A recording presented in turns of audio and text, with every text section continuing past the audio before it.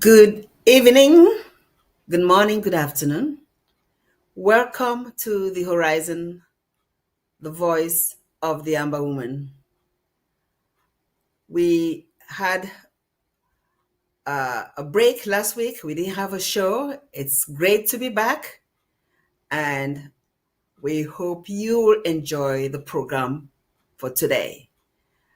Let me start, as usual, by greeting everyone, particularly those who are residing in neighboring La République du Cameroon, uh, our internally displaced that are all over our territory, the refugees in neighboring La République and other parts of the world, and all devoted Southern Cameroonians, Ambazonians in the diaspora. Welcome to the Horizon, the voice of the Amber Woman. I also want to send special salute to our ASA, Ambazonia State Army, who have consistently defended our territory and protecting our populations. Let me invite our guest for today, the one and only Dr. Fred Lobati, who is not a stranger to this platform, and say, Doc, it's been a while, and I'm glad to see you today on the Horizon, the voice of the Amber Woman. I take a minute to greet our listeners and viewers. Yes, thank you, Mappy. I'm very happy also to be able to participate in this program with you today. It's been quite a while. We keep ourselves busy. But during this time that we have been absent, a lot has happened in La République du Cameroon. People are wondering what's going on, and I think we would like to educate them today and explain to them what's truly going on and also reassure them not to be worried because things are going in our favor in spite of what's going on. Absolutely. Thank you so much. So the main subject is change of guard or not, La Republic in uncharted waters. To start this conversation, I want to go back and look at some of the tweets uh, on the subject of the Cameroon election that has happened. A lot of things have been said by the media, and I just want to read some of them to get us a starting point on this topic. So we have people that have said several things about the election process. And we know that there was an election on October 12th, and during that election, we saw that we were told that there was one winner, although the exercise showed something else. But we are not too surprised because before that happened, some of you, even particularly you, Dr. Lobadi, you'd already prophesied that Bia was going to win, and exactly that's what happened. So let me take a look at this. I had already pulled some of these tweets out, but let me start with this particular one right here. Give me a minute. Um, oh boy.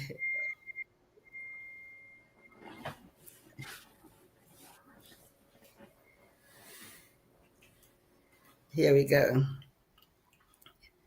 Okay, this is from some major articles like Jean Afrique. Jean Afrique said,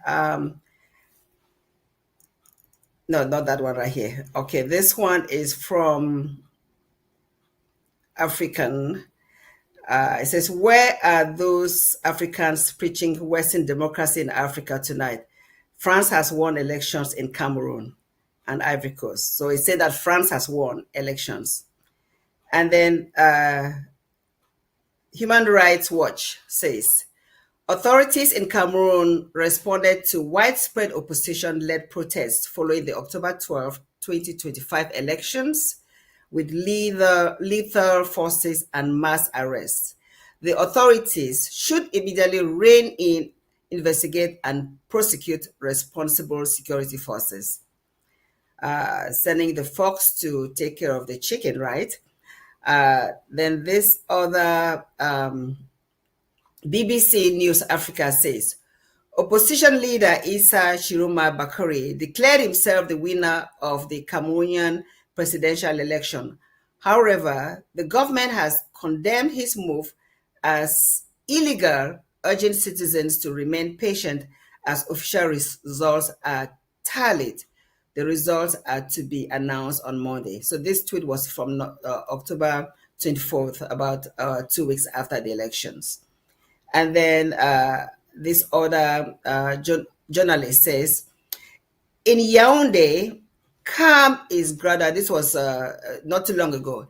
In Yaoundé, calm is gradually returning after the post-electoral tensions. Markets, taxis, businesses, the city is finding its rhythm again between caution and a desire to move forward. Cameroonians are resuming their activities with the hope of lasting return to stability. And then this is from Carrefour Policy Institute. I'm not sure exactly. No, not this one. Well, those are the main ones I wanted to share. So let's start the conversation, Dr. Lobati. So my main question to you is, who really won the election in La République du Cameroon, knowing that Southern Cameroonians did not participate in the election? Who really won the election? Okay, that was an excellent introduction, and I would like to take some time, just bear with me, to bring out information that will help clarify all of this. Now, we need to know that elections did not only take place in La République du Cameroon, they also took place in Ivory Coast, as well as in Tanzania. I bring in Tanzania because Tanzania is not a French country. You know, Cameroon and La République du Cameroon, as well as Ivory Coast, are known to be Francophone, French-controlled territories. But Tanzania is different. It's supposed to have been English-controlled. But similar things happened there. But because we were so preoccupied with ourselves, people never followed the details of what happened in Tanzania. Now, why do I bring this out? I want us to understand that this international politics and banking, finance, commerce, everything is controlled by some powerful interests. And these interests are the ones who determine who rules wherever on planet Earth, as well as Cameroon. We see the hands of the French being used to determine what happens in Francophone Africa. But these individuals also do the same thing in other parts of Africa, like in Tanzania that I just mentioned about. And so, and I will read some information that will also bring out how they use the United Nations. The reason I say this is because the hypocrisy of the selection process, not election, selection process that occurred in La République du Cameroon, where Biya was selected and declared winner by the so-called Constitutional Council, everybody knew that it was fraudulent, even people who have not gone far to school. And they were anticipating that major international organizations like the UN, the African Union, and even powerful nations like the United States, France, Britain, European Union will condemn this and somehow stand for the known truth. But they never saw it happen. So why is that? Just bear with me. Let me read this through. Then I will explain to you from my perspective who truly won the elections in Cameroon and who truly lost. Now, hear this. For those who control the interests of the world, and this has been going on for hundreds and even thousands of years, he says their motto is to govern the world and control the wealth of the planet. And their policy is to divide, conquer, dominate, exploit, and plunder to fill their accounts, bank accounts, and make them for the most powerful influence on planet Earth. No third world country, you know that African nations are considered third world nations. The Western nations are considered first world. And then, of course, Eastern European nations and Asian nations are considered second world. And predominantly African nations and South American nations are considered third world countries. No third world country is a sovereign or independent state, even though we say we had our independence in 1961 for Southern Cameroon, or La République in 1960, and so many others, Ghana going back to 1957. According to these people, no third world nation truly has independence. which we have experienced in Cameroon. La République du Cameroon has no independence. The children of Southern Cameroon had their independence, but this was confiscated since 1961 and they have been dominated. These people say no third world nation is sovereign or has true independence. All power in third world countries emanates from us, and we exercise it by putting pressure on the leaders who are merely our puppets. The organ of the third world can lay claim to exercise it. No organ. So no specific country in third world nations can claim to have any power. The leaders are all puppets. All third world countries are divisible and their borders can be moved according to our will. Respect for territorial integrity does not exist for third world nations. You remember that Biya claimed that Cameroon is one and indivisible. He, a puppet of this group, knows that what he said was a lie. These people lie constantly. They don't mind lying. Lying for them is normal.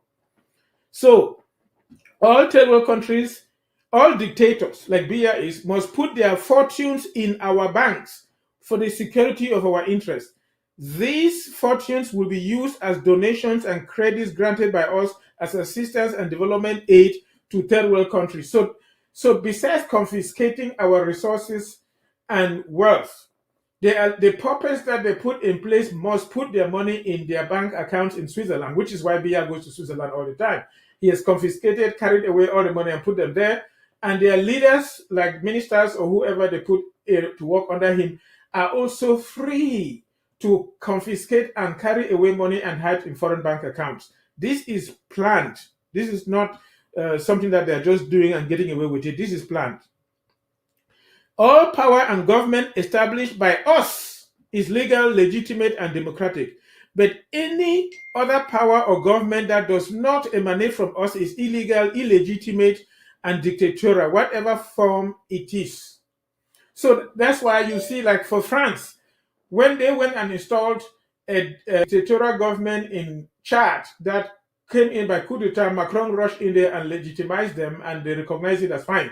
When they had a coup d'etat in Gabon, France recognized it and they pretend that it is fine. But if you have a change of government in other countries like the Sahel regions, Burkina Faso, Niger, and Mali, which are trying to break away from the control of these individuals I'm talking about, they regard them as illegitimate. And any other process of installing governments like the so-called elections or selection process in La République du Cameroon that is fraudulent, they consider legitimate as long as it is under their control. Any power which opposes the slightest resistance to our injunctions loses by the same token its legality, legitimacy, and credibility. It must disappear. So any power that tries to break away from under their grip must disappear. That's why they're doing everything to destroy the Sahel nations, Burkina Faso, Mali, Niger leaders. They have attempted over 100 times to kill Ibrahim Traore, for example. Now, we do not negotiate agreements or contracts with third world countries. We impose on them what they have to do. What we want, and they are subject to our will. They must do what we want. Or any agreement with any other country or negotiation without our approval is null and void. Where our interests are at stake, third world countries have no rights.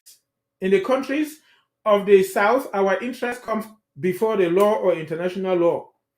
Freedom of expression, freedom of association, and human rights only make sense in countries where leaders oppose our will. So if you reject them and you are opposing them, then they'll bring up accusation that you are not respecting human rights.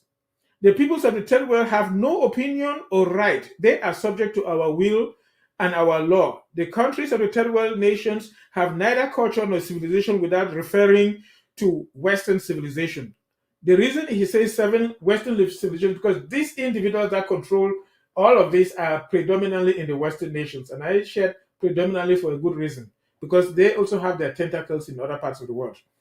One does not speak of genocide, massacre, or war crimes or crimes against humanity in countries where our interests are guaranteed, even if the number of victims is very high. Like in Southern Cameroon, where they have killed over 60, 70,000 people. You will not hear them mention anything about genocide because they have full control on using Biya as the puppet.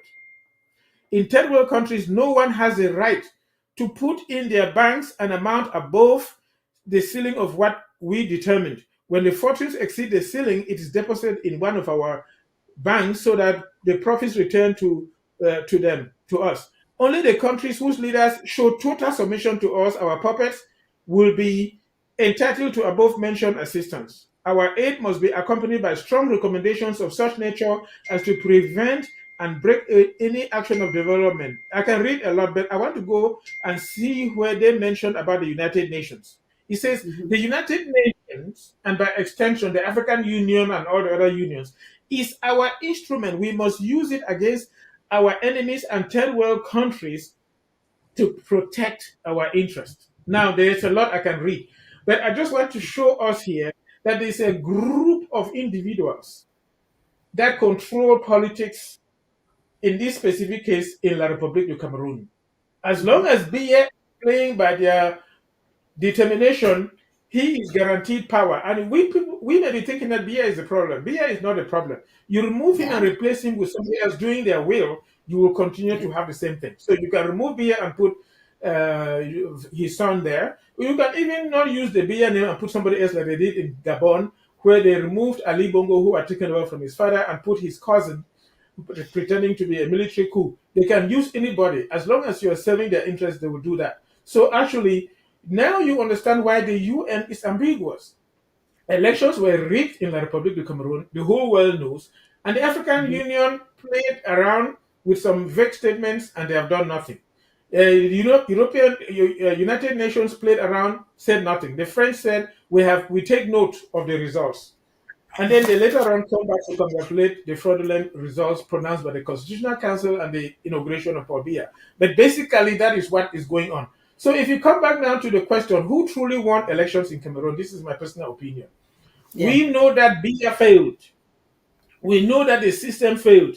They were crushed. In fact, the French had right on time results that came from the field demonstrating that Biya had lost. But they wanted to make sure that they have full control of all what is going in Cameroon so that they continue to extort and carry and siphon away the resources of the land. So they were monitoring Chiroma to see whether he will come on their side and work with them. And they have been doing everything possible to co-opt him. But Chiroma was flattered. Remember that before the so-called elections, Chiroma had gone to the French embassy to receive instructions of what he had to do. Even all the Right. so-called selected opposition of La République du Cameroun, which includes Akeremona and the others, they were selected. And credible opposing candidates like Kamto were rejected. So Chiroma was also selected, hoping that he will collaborate with the system.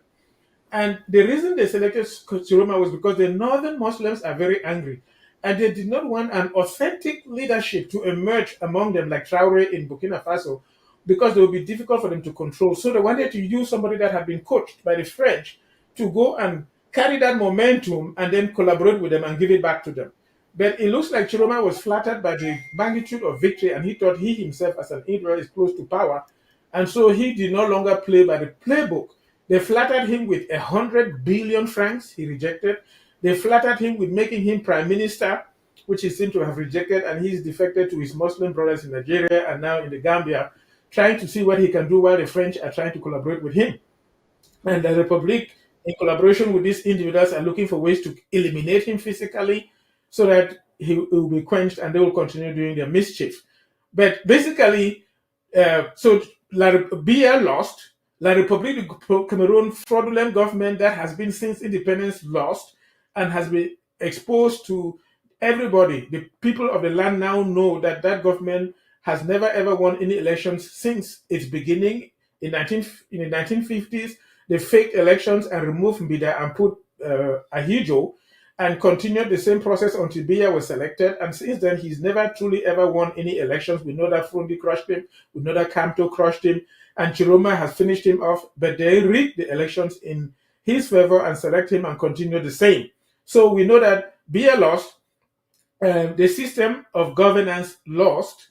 Then also, this international community that has been ruling behind the scenes, hiding and pretending that they have some people in Cameroon that are trying to rule, they also lost because now everything is exposed to the magnitude of basically uh, hypocrisy of international organizations like the UN, the African Union, that are controlled by these so-called individuals, to see that they could not come through to defend truth.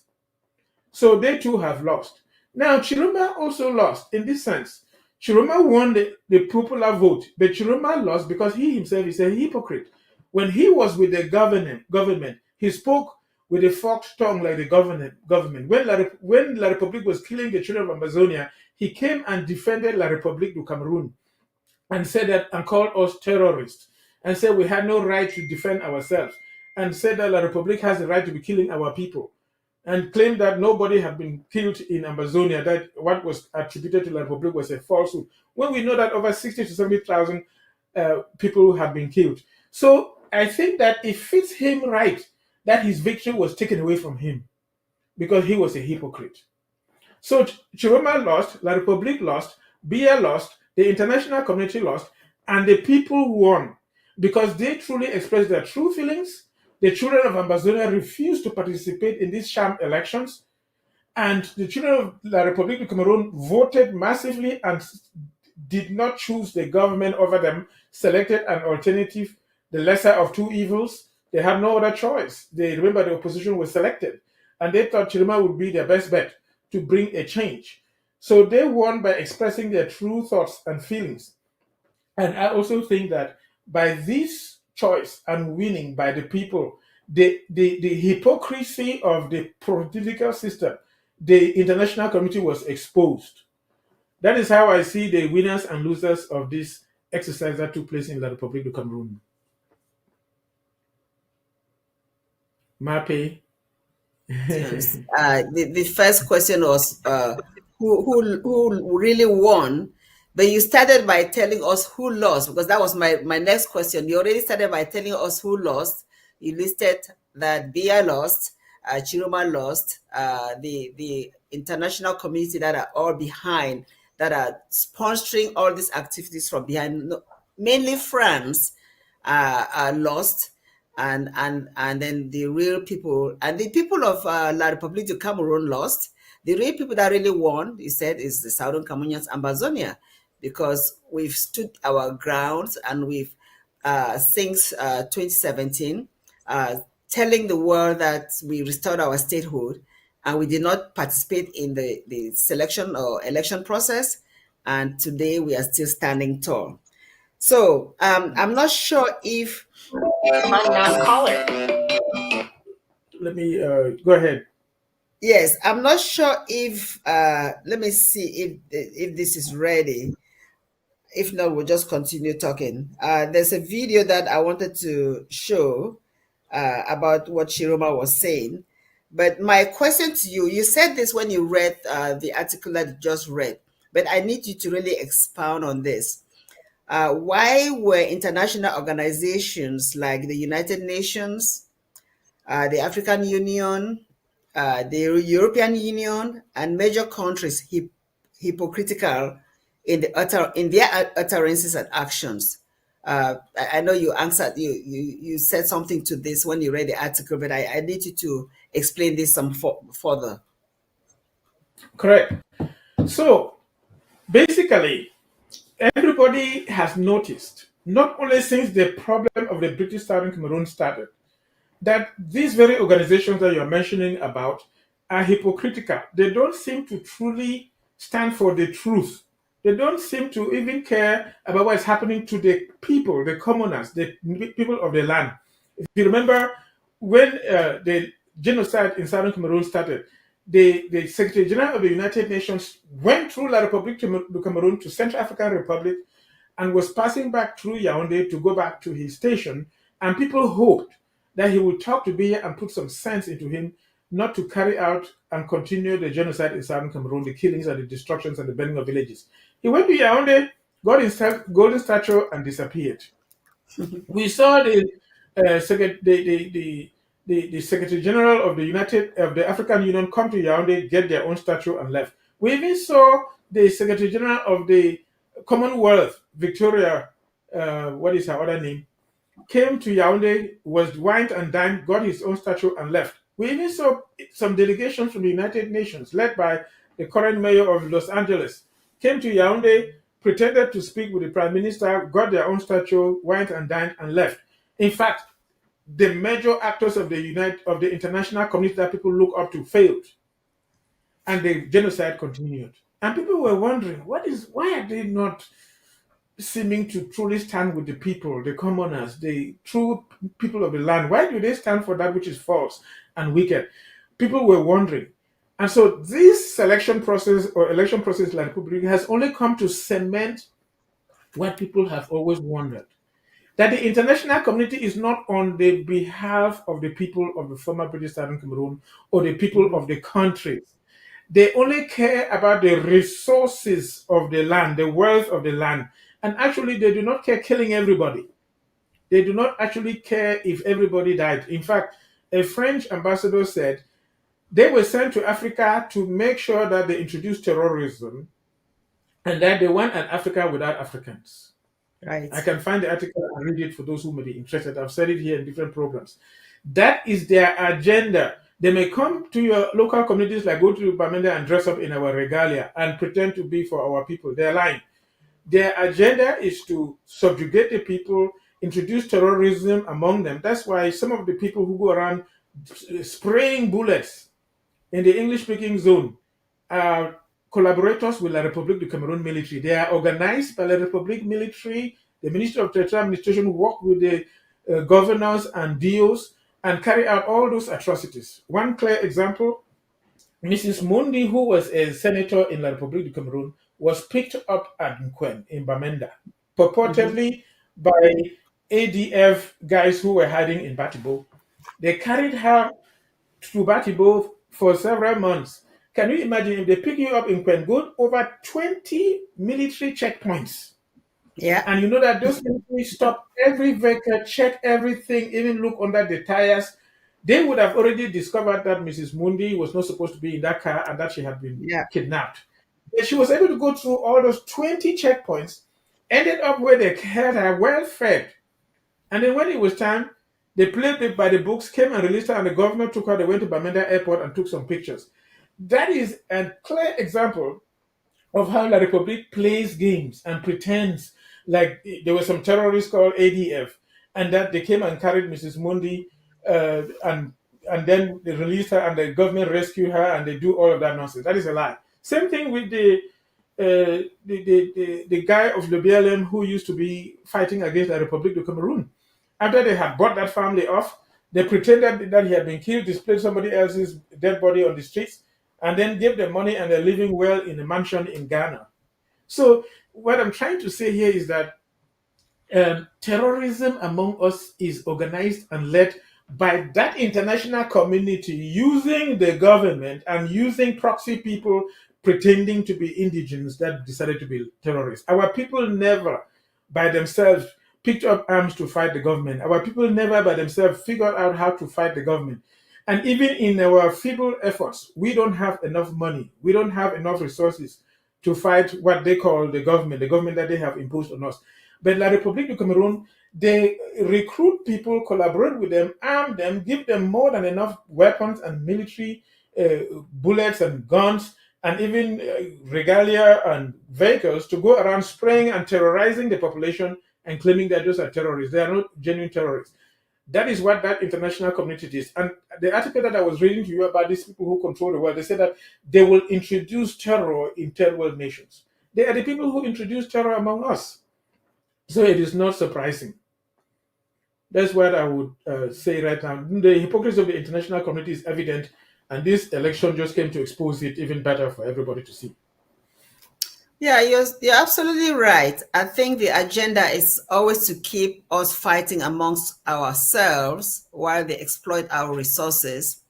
And that is what is happening in most African nations. And until people open their eyes and find a way to fight that system, which beginning in our situation is to just let La Republique and Southern Cameroon stay as good neighbors, and then together we can work to make sure that we are not exploited by all these foreigners that see us as still as slaves, really, as second-class citizens. And that's really what is happening. Um, I wanted to go back to some of the uh, tweets while we wait for a couple of videos that I'm expecting on what the international community has said about what is happening in La République du Cameroon and also Amazonia. Um, this tweet came from Thibault Nash about the election. You know, he's been one of that has been always. He was a former assistant of Secretary of State for Africa Affairs when he was working for the first time Trump was in office, and then later on when Trump came back, he went in there for an assignment. I'm not sure exactly what he was doing, but he's been the one that has been outspoken about what is happening in our part of the world. So this was 6 days ago. He says, well, before that, there was a tweet from the U.S. Embassy, Yaoundé. Says the United States congratulates President Paul Biya on his inauguration. We look forward to continuing our strong partnership with Cameroon to advance set goals such as regional peace and security and prosperity for both our peoples. So this was following the congratulation message that says exactly what I just read. And Thibault Nash responded to that. He says, very disappointed to see U.S. Embassy Yaoundé send congratulations to Cameroon government. Of course, reading between the lines, I note the congratulations to Biya was on his inauguration, not election. I can't imagine anyone calling it an election, a joke. So you want to comment about that before I mention something else? Well, it's very interesting to note the hypocrisy I was talking about is exemplified by Thibault Nagy himself. And I'll explain why. Thibault Nagy was a high ranking officer in the US Embassy in Cameroon when Frundi crushed Paul Biya in 1992. That's true. All right. You had a lady who was the ambassador, and Biya rigged the elections. The best they could do was to negotiate to have Frundi participate in Bill Clinton's inauguration ceremony in Washington, D.C. But they let Biya get away with it. Then, when the Anglophone crisis broke out, Thibault Nagy was the African Assistant Secretary of State, Assistant Secretary of State for Africa. So he was the direct government person in the US responsible for African countries. And again, when these so-called international community leaders like the UN Secretary General that I mentioned, Victoria Scott and the African Union came to Yaoundé, he also came to Yaoundé, got his own golden statue and left and did nothing. And when he went to the United States Senate, the senator asked him directly, is it time for the two peoples, there's the English speaking and the French people, to go their separate ways? He, sitting in office as the government representative, the executive representative, said no, because the United States considers Cameroon as one territory and one nation. It is not yet government policy to approve the English speaking nation as a separate country. And that also many English speaking Cameroonians enjoy their Cameroonianness. So while he was in office and had the power to advise the legislative branch of government on the way forward, he did not stand for us. But when he is out of office, ex officio, which he is speaking now, he pretends to be speaking for us and give the impression that he sympathizes with us. On the other hand, the ambassador that is in Washington, in La République du Cameroon right now, even though he was appointed by Biden, is a direct person representing the United States officially in that capacity. And so the ambassador is acting on behalf of the United States, and his actions are more binding than Thibault Nagy's. I call him Thibault Nagy, people call him Thibault Nash. But whatever the case, he exemplifies the hypocrisy I'm talking about. You find them speak with a forked tongue, like they sympathize with us, but they let the status quo of the continued killings and lootings continue. So don't be deceived by him. He could not do anything when he had the ability to do something, and he's just talking. Maybe he wants to be like a lobbyist and take some money from people who want to use him. But no, he's not going to help us out. If the US wants to intervene truly and do something, you will see an executive order come from the Secretary of State, and the Assistant Secretary of State for Africa will utter the same, emphasize the same point, and the ambassador will present the same point. If as long as that has not happened, don't worry about what Tibo Nagy is saying. Well, no, he was really supporting us in the, in support of what is going on. He was really shaming the U.S. embassy for even congratulating somebody who did not win. But this is another very, very important, I consider it a telling tweet from the Senate Foreign Relations Committee. It says, the corrupt Biya regime in Cameroon hunts its political opponents, enables Wagner's illicit activities, and has created conditions for jihadist groups like Boko Haram and ISIS to thrive and fuel the Anglophone crisis. The regime has staged a sham re-election and unlawfully detained American citizens, including those from Idaho. Cameroon is not a U.S. partner and poses economic and security risk to the American people. It's time to reassess this relationship before the blowback gets worse. I love this tweet. What do you think, Doc? Yes, he is speaking as an individual. The Senate did not vote on a resolution that binds the Senate. And remember that the Senate is just the upper house of the legislature. So the House didn't vote on anything. The Senate did not vote on anything that is binding that they would submit as a legislation from the legislature to the executive to carry out, or advising the executive to carry it out. U.S. policy is implemented and carried out by the executive.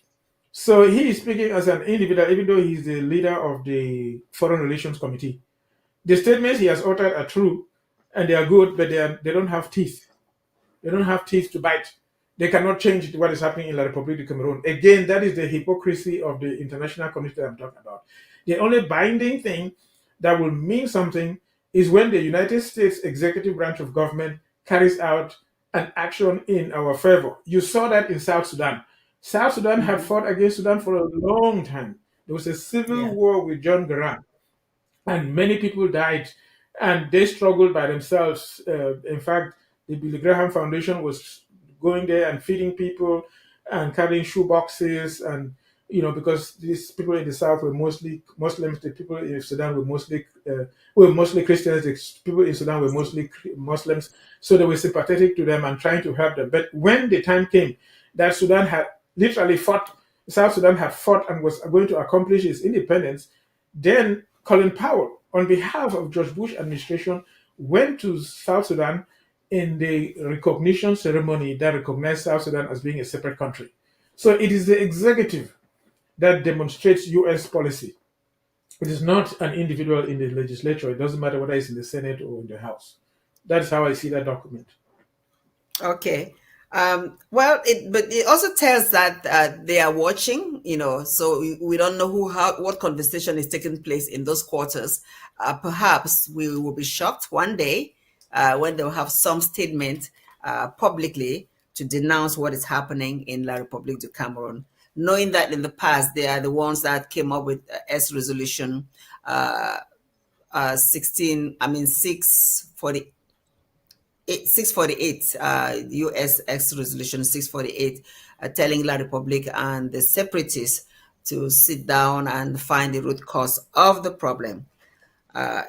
So there's a video that I'd like us to see about the ultimatum order that Chiuma made a couple of days ago. Let's listen to his language, because when I listened to it, I was saying that this guy, you are hypocritical, because you are saying things that you did against Amazonians. But let's watch this video and comment on it after.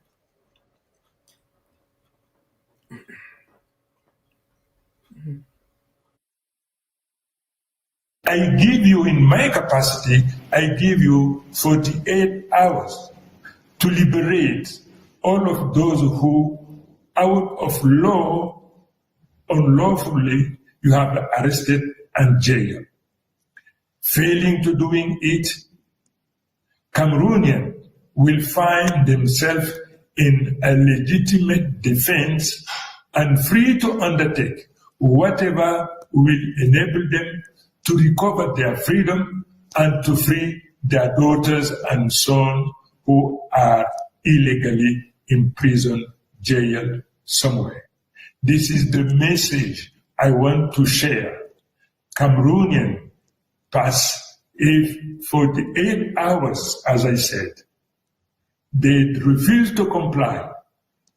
Cameroonian, they are in legitimate position to defend themselves, to defend their family, and to go retrieve their daughters and sons who are unlawfully and illegally have been arrested and jailed. Thank you so much. It was a little bit longer. We didn't really see the beginning before the part of the ultimatum. He had said something to justify the fact that there was an election that he won, and the current the incumbent decided to Biya and his cronies stole it from him, and so then he gave that ultimatum. What is your reaction to that, Doc? So you know that he won the election, but he lost this election. He was not selected by the power players to continue their mischief in our land. That's how he lost. But I saw it also as the karma following him, because remember, when he was in that government, he was calling us names and accusing us of things that we were not doing to continue, his privileges as a member of that government. And now he's drinking the same soup that he had cooked. So I think he deserves that as well. Not that I'm happy with what is going on in La Republic of Cameroon with a fraudulent government ruling, but I think that he deserves to experience the soup that he cooked. But this is what we know. Each time people have risen up against the La Republic of Cameroon government, they struggle until they give up. Now, even during the time of Fronde, you remember the ghost towns, it affected all of English-speaking Cameroon, all of Bamileke land reached to Douala, and Biya said as long as Yaoundé briefs, Cameroon is fine, because Yaoundé was fine. Other parts of the country were against, but La Republic citizens don't have endurance. So they gave up eventually, and everything died. The children of Amazonia have been firm, going now almost 9+ years since 2016. And they continued with ghost towns to express their dissatisfaction and disgruntlement with what's going on with the government, which is a non-violent means of expressing dissatisfaction. You don't see them carrying guns going around hurting anybody. They're just expressing their disgruntlement by doing the sit-down strike every Monday continuously. But La Republic citizens, they were asked to do a little bit of ghost towns for just 3 days, and then they gave up and went back to their usual thing. La Republic ministers, those who collaborate with Biya and eat, said that don't worry, they are burning their own houses, they are burning their own infrastructures while we're here drinking and enjoying. When they get tired, they will go back to their usual activities to have their daily bread. Same thing they have said about our lawyers. When the lawyers get angry, they'll go back to court so that they will survive. They don't have the endurance, they don't have the spine and the backbone to continue. So that thing that he's giving for the 8-hour ultimatum is not going to really stand. It's not going to help him in any way. Even he carried it further. La Republique was recently crushed by Congo. I think it's Democratic Republic of Congo in a football match. And then he's telling the football players to all withdraw from La Republique games. Can you imagine? Most of those football players are Bulu Betis that the government has co-opted, and they vote massively for Biya. You think that if a few of those in the north who may, which I doubt they will, be disgruntled with the government because of their money, they will not really stand up against the government. You think that football team will withdraw? So he's just making some utterances. He will not get far with it.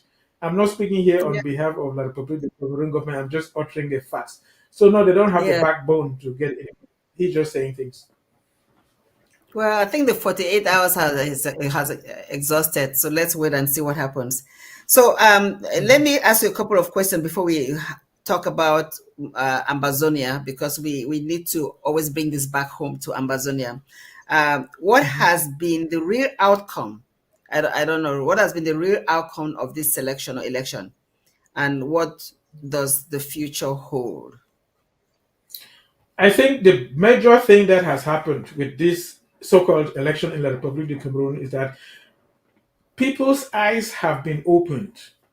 You know, there are some individuals who thought that some individuals are just making noise. Some individuals are just, refusing to collaborate and trying to rise up against the government. This has happened since our independence in 1961. You've had few individuals get up and say things. Even Bernard Fondant said things early in 1963 that the federal government was defecting from the agreement in Fuma. Then, throughout the years, you know about the popular Abed Mokom has said things and jailed as a criminal without a crime just for utterances. And of course, you know the story of Goji Dinka, and so many people have. You had the Southern Cameroon, the council. You know that the Anglophones came to a point where in the 1990s they hold a meeting in Boya, and Bamenda even threatened that if La Republique does not revisit the agreement in Fumban, they will declare an independent state. And then they were persecuted. Some people ran away. All the Anyangwes, the Fusalmun Menzus, they were bribed and carried away. And things seem to have died down. Some few people continued, and annually they will hold meetings and they were picked up by the army and locked up. That's where you have for Ngalafo. So only some few people were seeing through and understanding that La Republique is a fraudulent administration, and all what they are putting up there as a government is a farce, basically serving that cabal that I talked about. But this election has opened everybody's eyes. You know, even Francophones are coming out and congratulating Ambazonians for having stood their grounds for the past 9 years. And now they are seeing that the Anglophones were right, because it has also come home to them that their own government is now after them, killing them, calling them terrorists, and same names that they were giving to children of Southern British and Cameroon, Exactly. and doing to them what they have been doing to us. And when it was to us, they thought that they were one. The Muslims and the people who are not Muslims in the Republic of Cameroon, even the Bamlikes joining them, they gathered money to buy weapons to come and fight us. But now their eyes have been opened to realize that we were speaking the truth, and they were the people who were on the wrong side. So what has truly happened is that the eyes of the commoners has been opened. It's confirmed the truthfulness of the children of the former British Southern Cameroon, and the Francophones, and now their eyes are open. Even people from Bia's region, even from his village, their eyes too have been opened and have cried out. Unfortunately, their cries have been overshadowed by all the rigging and all the noise going out. How they too are marginalized. It's not like they are benefiting, they are not living like in heaven. This man only concentrates all benefits to himself and his family and carries the rest to Europe.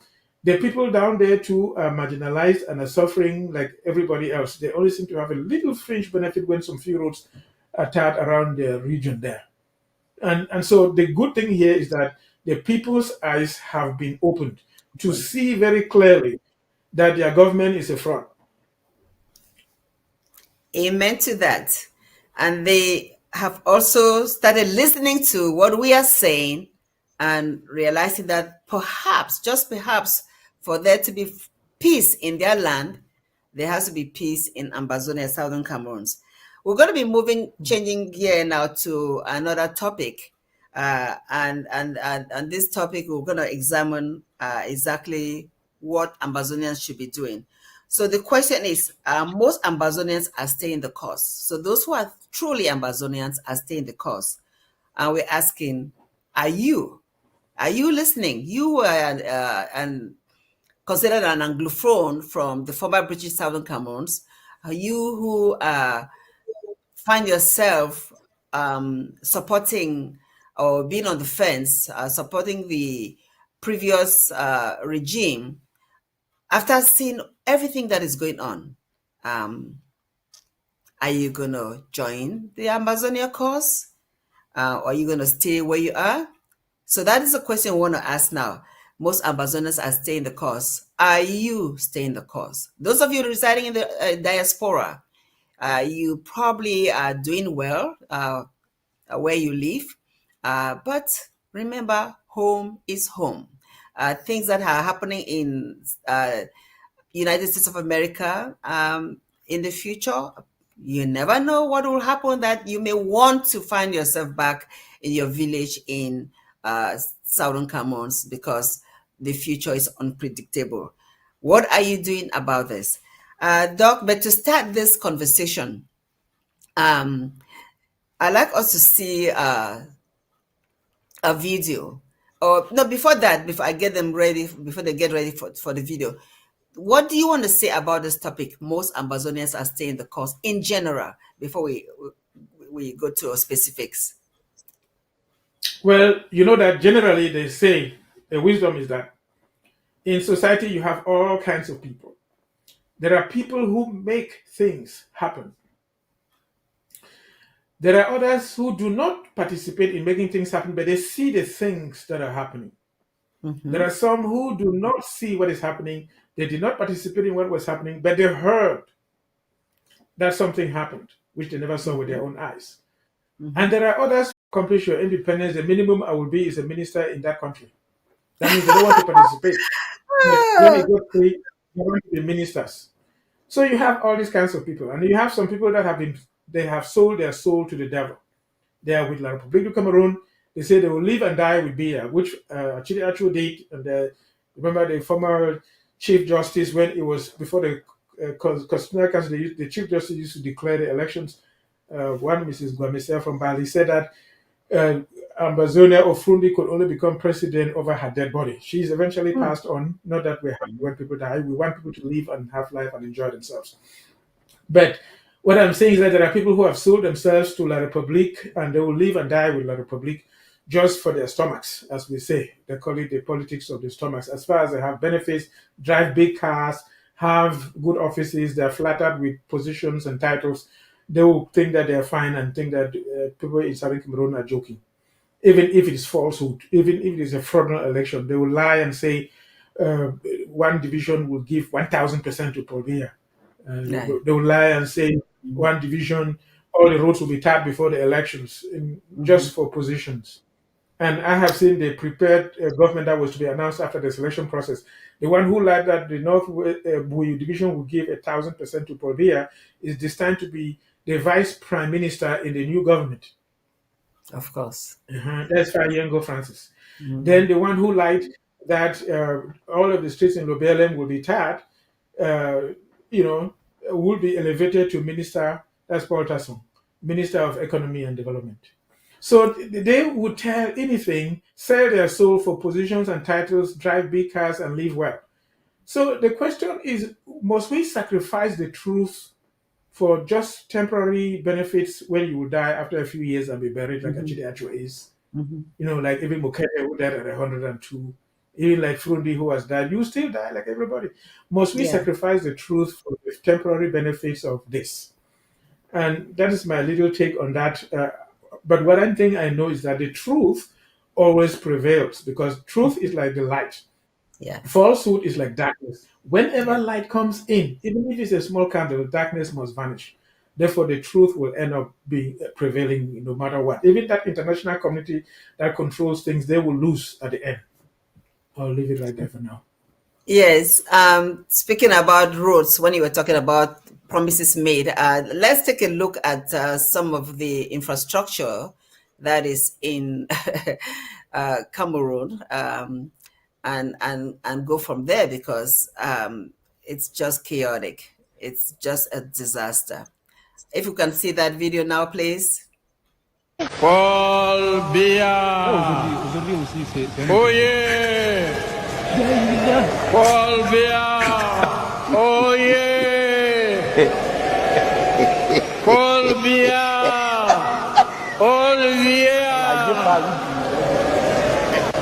Vive l'amitié entre la République populaire de Chine et le Cameroun. Vive son Excellence Paul. Well, I know that it looks funny, but basically, look at that. Just look correct. at it. That international community that I was reading, they want Africa to remain poor and suffering and dying. That is what Biya is accomplishing. He abandons the whole country. In fact, it's come out that one of his ministers of finance, Justin Bioro, had a project because he was respected by the International Monetary Fund and the World Bank, where he was going to take a loan that will connect all the capitals of all the provinces with each other, major good developmental roads, and that will carry on development for the country. When he presented the project to Paul Biya, he shelved it and wouldn't act. 3 months later, he asked Biya again said, "Why are you troubled about all of this?" 6 months again, he asked Biya. Biya said, "Do you want to fix the rules so that the time that the people don't want me, they can easily arrive Yaoundé within 24 hours to get me off office?" So he Wow. is keeping the country in abject poverty and suffering just to maintain his position in power. And even the people that are keeping and sustaining him, they want it that way. He is doing it the way that they want. So this is not surprising, and he doesn't care about that. When he is leaving the country, they block all the roads for him to fly out and fly in and go where he is going. So he's serving the interest of that cabal that rules everything and keeps Africa in abject poverty and suffering to loot the resources. That is Yeah. his outcome that we see over there. Yes, from way back, I've not been back home for a long time for obvious reasons, but when I went home the last time in 2016, I was so disappointed with the roads, and things have since gotten worse. And I think that the minimum any government can do for its people is to provide them with great roads, because great roads will help the people be able to do better commerce, travel from in a short distance to trade, travel to the hospitals, just that is the minimum. But we've been in this quagmire with La Republic for so many years where it's just the norm. People are just satisfied. They don't even know any better. They just say, okay, it is what it is. It is what it is. Southern Cameroonians and Bazonians, you are staying the course because you don't want that for your people. You're staying the course because you know that before we were forced into this union, we had great roads.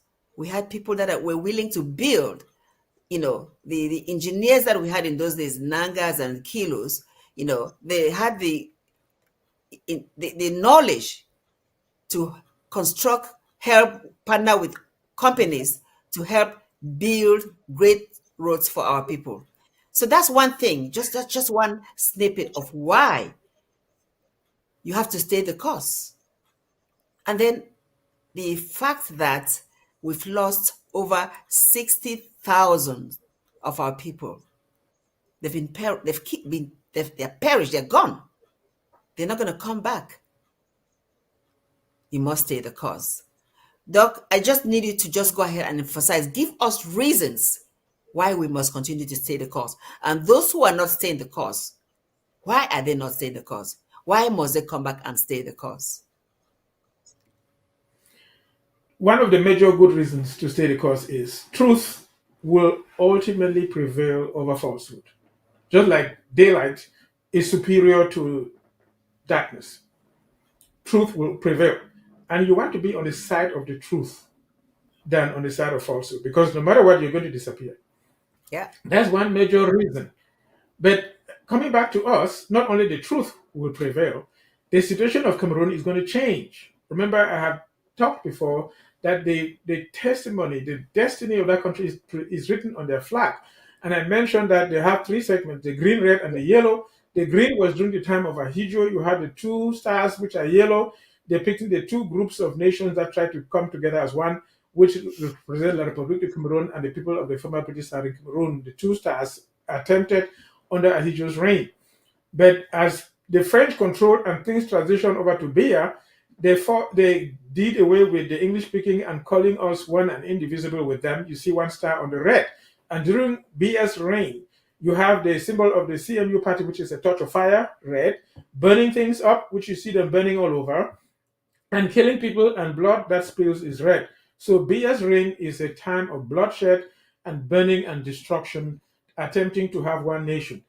And after Biya is gone and his system is swept out of history, then it will move just like Ahijo's reign finished. Biya's reign will come to an end. It will move over to the yellow, and the flag that is the star that is yellow representing the people will be over the yellow, and you will not see any star again because the people will become their true, authentic self. The former British Southern Cameroonians will be their true, authentic, what they have ever desired to be. Even the people in the southern zone would not need to complain because they can fully express themselves the way they feel they are culturally. The people in the northern zone will fully be who they are wherever they live. And the Muslims in the north, they will also be who they are. The Bamlikas that have always strived to be who they are, they will be. Everybody will become their true, authentic self and thrive and function and live better than under the previous two administrations. That is the future of that country, and it will never change after that. At that time, also, this international community, or as we call them, these individuals that are controlling the whole earth and wanting to loot, steal, and kill and destroy, they will not longer have their knees under or over our necks. They will no longer be controlling us as people are thinking. They will be subdued and thrown into the very pit of hell, into perdition. I've said some few things that are a little bit difficult for some people to understand. Yes, they will lose control and end up in perdition. That very international community that we have difficulties to control right now, they will lose control and end up in perdition.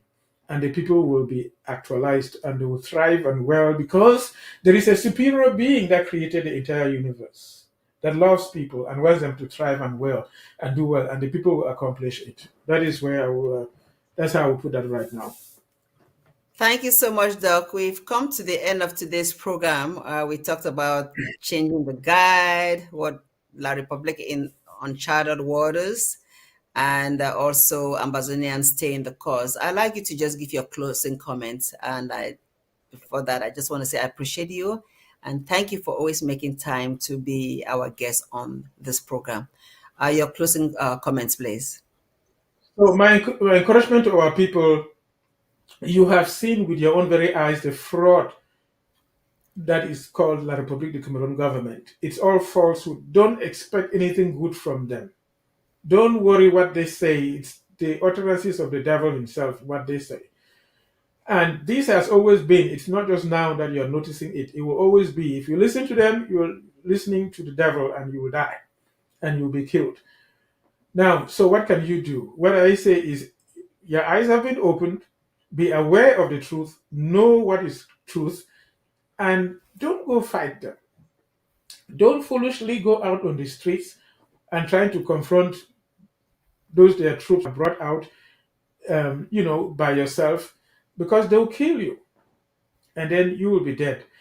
Live like somebody who is not aware of what they're doing, though you know everything going on with them, because as time goes on, the falsehood will be more and more exposed. These people will self-destruct, let me use that word here, and the people will emerge and be who the creator of the universe had wanted them to be, and that they will always be, and they will be so forever. That is my encouragement to our people right now. Thank you so much, Doc. Until we meet again next time. Our fellow viewers, listeners, thank you for being on the horizon today, the voice of the Amber Woman. We realize that what is happening in La République du Cameroon doesn't really concern us, although we need to be aware so that we can strategize better. We know that not too long ago, BIA created a peace, justice, and reconciliation committee to help solve their current crisis. It says the head of state could use these compatriots of high standing to soothe flaring tempers and remobilize Cameroonians on the path of national renewal. So this is what they are trying to do now. And we have a couple of people that are from the former British Southern Cameroons that we don't consider them Anglophones. because if you're an Anglophone, you cannot be a member of such a committee. So their heritage is Southern Cameroons, but they've changed side and prefer to be with La République du Cameroun. So a couple of them are on this committee. But there's one thing I want to say as we end the program today. Something I learned recently. And this is the sentence that I'm going to say as the last thing as we end. It says, the truth about freedom is that freedom requires the truth. I like this to sink in, because if you ingest this phrase, this sentence, and work on it and believe in it, you will realize that you will always be an Amazonian. You will stay the course. The truth about freedom is that freedom requires the truth. And that truth goes back in the history of where we came from, how we got into this chaos relationship with La République, and how we've gotten out of it, because the people deserve to live the best life that they want, a peaceful life. They need to pursue happiness, because that's a goal for every human being, to pursue happiness. And that's why we are here today. Thank you so much for being on the horizon. And until next time, have a great weekend.